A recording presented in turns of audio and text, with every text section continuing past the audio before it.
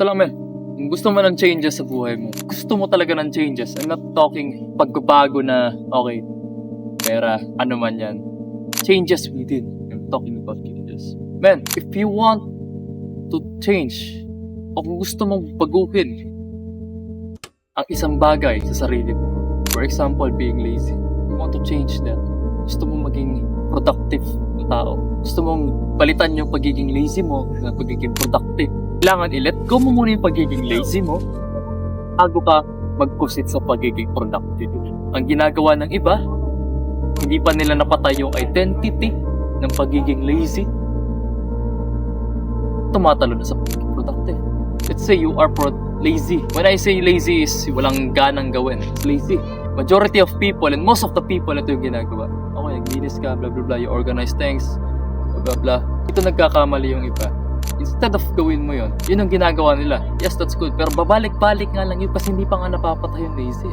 Tumalon ka lang, naging productive ka lang for a minute, for a second, for an hour, for a day, for a week, for a month, and you think na productive ka. Kailangan mo na dahan-dahanin. I-change yung by what? Ito, paano? Ito yung tanong paano. How? Accept mo yung identity mo na lazy. Pag na-accept mo yun, you are also accepting the fact that kaya mong magawin yun. Kaya tanggapin mo, men. Just like sa boxing. Let's say sa boxing or sa pagiging martial artist. Before they become martial artists, before they master martial arts, before they do martial arts, before they become boxer, before they start boxing, they start accepting who they are. They start accepting na weak sila, mahina sila. In-accept nila sa sarili yun. We did.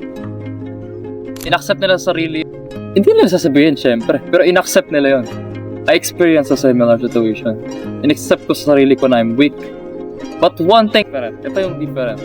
This is the difference between in-accept and nag-stay and in-accept at nag-change. In-accept mo na weak ka.